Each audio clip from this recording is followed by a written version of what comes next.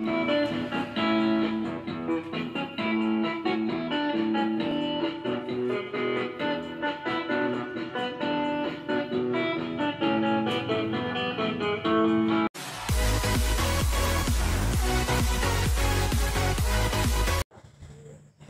kumusta mga kabayan?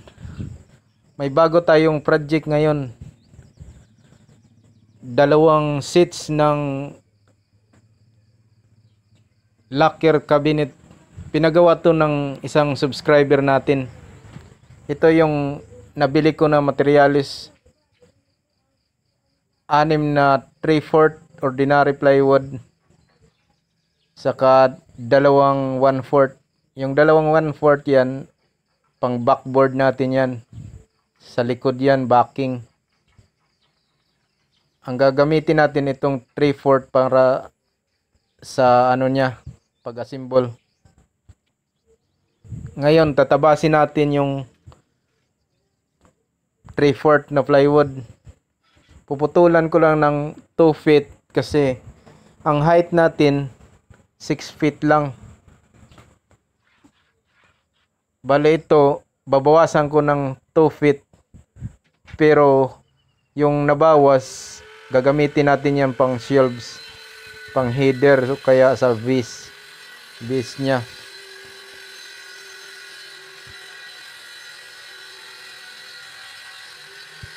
Yung height kasi 6 feet lang, kaya pinutol ko kagad ang 6 feet para pang siding natin yan. Ngayon, tatabasin natin yung para depth niya. Yung depth niya ay 20 inches. Ito yan, 20 inches yung lapad. Bali, 2 pirasong makukuha natin sa isang pligo na plywood. Kabilaan kasi yung siding, kaliwa at kanan. Kaya ito, 2 tatabasin ko. Ito na yung isa. Tapos yung natira, tatabasin pa rin natin kasi may matitira yan na 8 inches para pang baseboard natin, saka head, saka sa fascia board. Bawat isang pligo may matitira siyang ritaso na 8 inches, pero gagamitin natin yan sa mga gilid-gilid.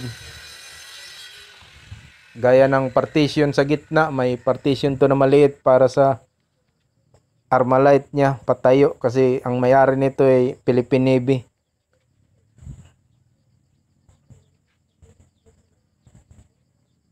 Yan. Natabas ko na lahat. Ipapakita ko sa inyo.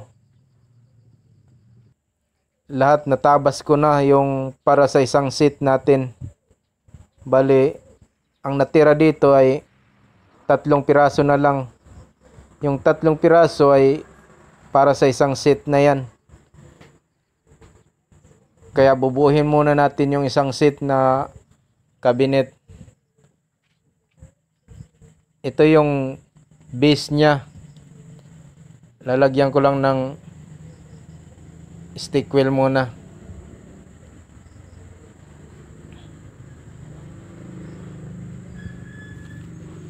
Huwag lang kalimutan maglagay ng stick wheel. Tapos papakuha natin ng didos. Kukunin ko yung pako.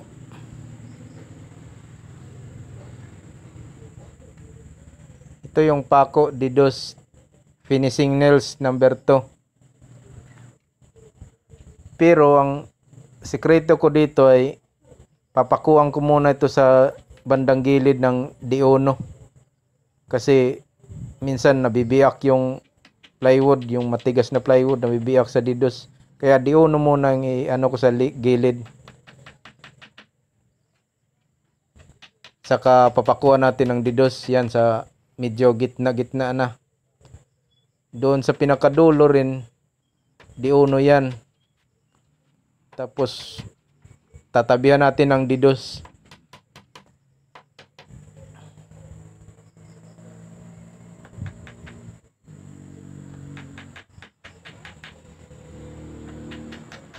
Ito yung siding niya, saka base niya. Nakahiga lang yan. Pag nabuo na yan, itatayo natin. Tapos dito naman sa kabila, sa bandang kanan, ganon din, maglalagay tayo ng stick wheel. Saka papakuha natin ng diuno muna. Basta bandang gilid, diuno yan. Sikreto ko yan para hindi rin magalaw-galaw pag didos, mahirap. Pag diuno, madali lang ibaon para ma-stable lang yung marka niya. Ngayon, pwede ka na magpako ng didos kung napakuan mo na ng diuno.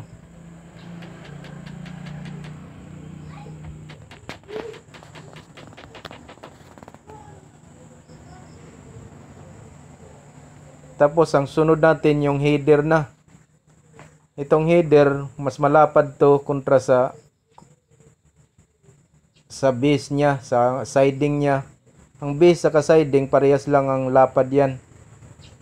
20 inches. 50 centimeters yan. Pero itong header, malapad yan ng 2 inches.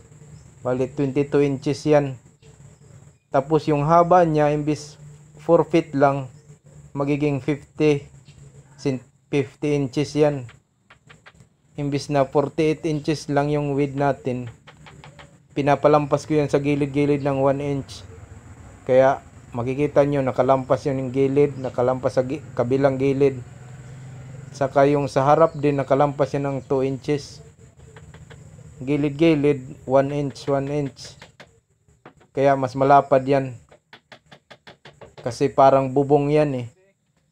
Pag pinatayo natin, mamaya makikita nyo, mas malapad siya kontra sa sa siding niya.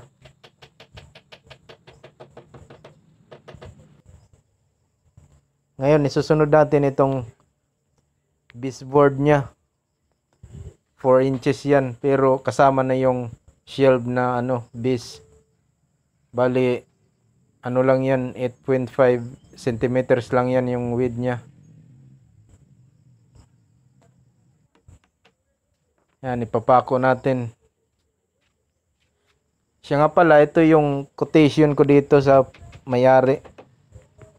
Nandito, nakalista lahat yan ng materyales, saka labor, saka tinotal ko na. Nandyan, makikita nyo yung presyo kung magkano lahat sa isang ganitong cabinet para may idea kayo. I-post nyo lang kung gusto nyo basahin. Yan yung total ng quotation ko, yung labor materials yan. Kasama na yan lahat. Hinges, handle, nandyan na yung mga pati stick wheel, pandikit, pako, nandyan yan, nakalista. Yan, isusunod natin yung partition sa gitna. Ang partition natin sa gitna ay hindi ko yan hinati sa gitna kasi 3 ang pinto natin. Yung sa 2 pinto, panghangiran yan. Yung sa 1 pinto, para sa mga tinupi na damit. Ito yan, 1/3. Yung 2/3, bali, hangiran yan. Bali, hinati ko lang ng 3. Kasi ang width nito ay 120 centimeters. Ginawa ko yung bawat isang compartment niya ay 40 centimeters yan. Yung sa hangiran, 80 centimeters yan. Kasi 2 part siya. Bali, 1 part lang yung sa mga shelves. Yan, pinatayo na natin. Yung maliit na compartment ay puro shelves yan hanggang sa taas. 5 shelves yan. Pero dito sa kaliwa, sa gitna lang yung shelves. Ngayon, gabi na. Bukas naman tayo. Yan, kinabukasan. Bago ako pumasok sa trabaho ko, pagkatapos maligo, ito muna yung ginagawa ko. Bandang alas 6, minsan 5:30. Trabaho muna dito kasi sideline lang naman to. Alas 8 pa naman yung pasok ko, kaya hanggang alas 7, trabaho muna ako.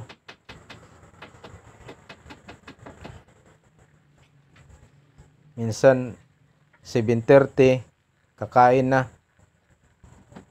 Para papasok tayo ng alas 8 eh. Ito, pag uwi din sa hapon, pagkatapos sa trabaho, alas 5, trabaho din ako dito, balik tayo dito pag hapon. Kaya ngayon umaga, kahit isang shelves lang, 2 shelves, tama na. Kasi ano lang, pang ano lang to, pang sideline lang.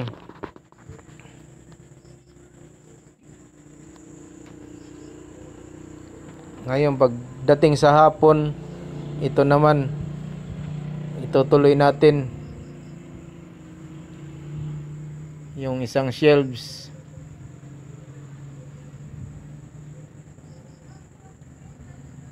Bali ang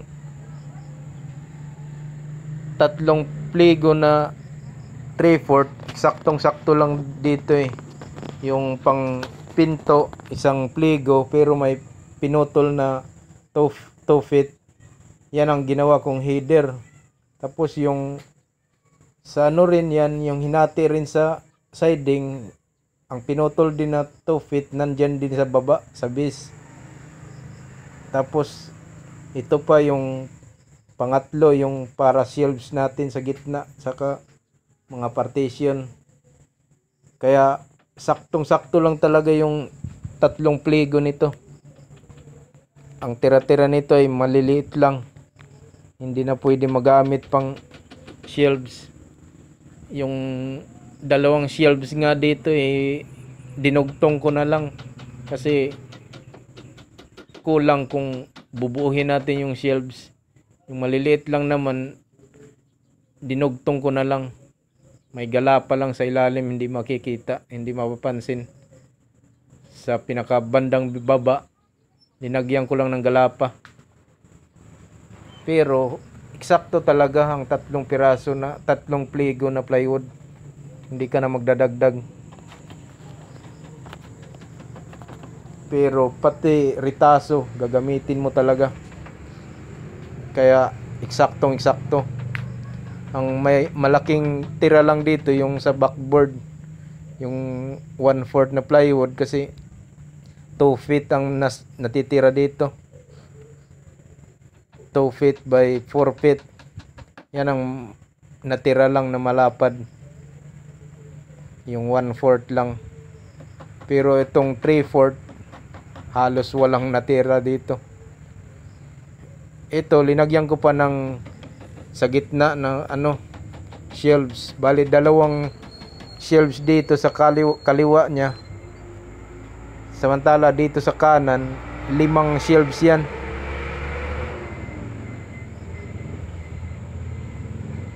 Yung maliit na partition, 5 shelves yan. Ito yung pangatlo, ikakabit natin. Ay, pang-4 pala to. Bilangin nyo, pang-4 na yan. 1, 2, 3, 4. Yan, pang-4 na yan.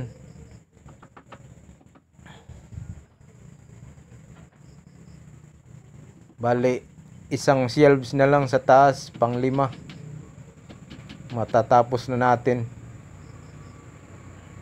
Kukunin lang natin yung mga excess na glue. Sunod natin, mamarkahan natin dito sa pang-5 shelves. Hindi na makita ng kamera. Mababa yung set ko eh. Yan, pinapakuhan ko muna yung marka para stopper niya. Para paglagay natin ng shelves, hindi na malalaglag. Ito yung shelves niya, pang-5. Lagyan muna natin ng stick wheel.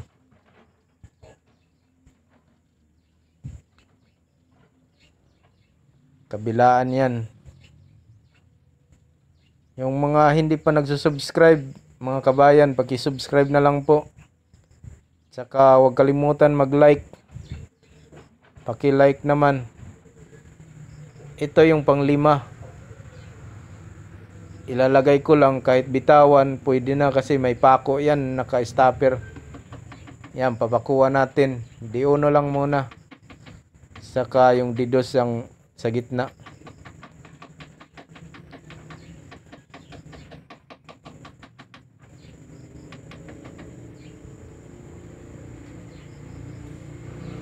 Sa kabila, papakuhan din.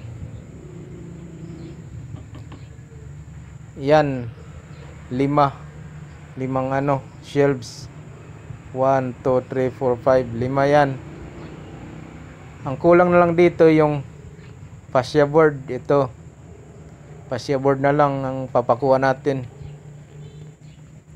Kanina pala, lagyan ko na yan ng backing nya. Hindi ko na nakita sa video kasi hindi ko na madilim na masyado.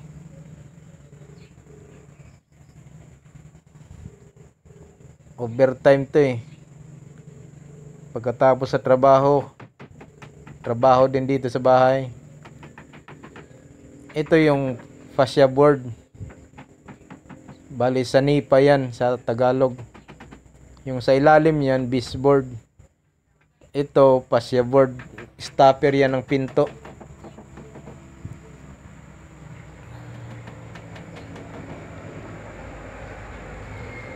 Nasa ilalim siya ng header na shelves. Bali, pang top niya na shelves yan ang header. Yung fascia board na sa ilalim ng header. Yan, papakuan lang natin sa ibabaw.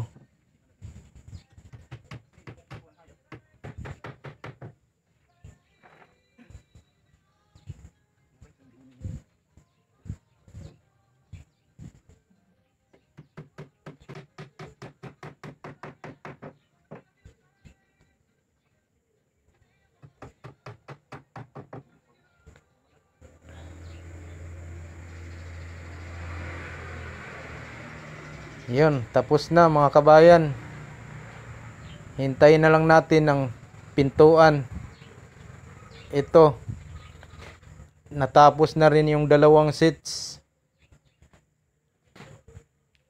Ngayon, kulang na lang natin pinto. Bali ito, 3 pinto. Magtatabas tayo ng 3 pinto sa isang seats. Yung isang seat din, 3 pinto rin to. Kaya yan lang ang abangan nyo sa susunod na video. Kasi medyo mahaba na to. Kaya hanggang dito lang muna tayo. Abangan nyo na lang yung pagkakabit ng pinto. Gamit natin yung concealed hinges. Papakita ko sa inyo yung step by step kung paano maglagay ng concealed hinges. Saka lalagyan natin ng handle, drawer lock, 2 lock to eh. Saka may barrel bolt para ma-steady yung isang pinto. Kaya abangan nyo na lang hanggang sa susunod na video mga kabayan. Maraming salamat po sa pananood. Yung hindi pa nag-subscribe, inulit ko, paki-subscribe na lang po para updated kayo sa mga susunod kong video. Saka i-click yung notification bells para ma-notify ka kung may bagong video na. Maraming salamat po.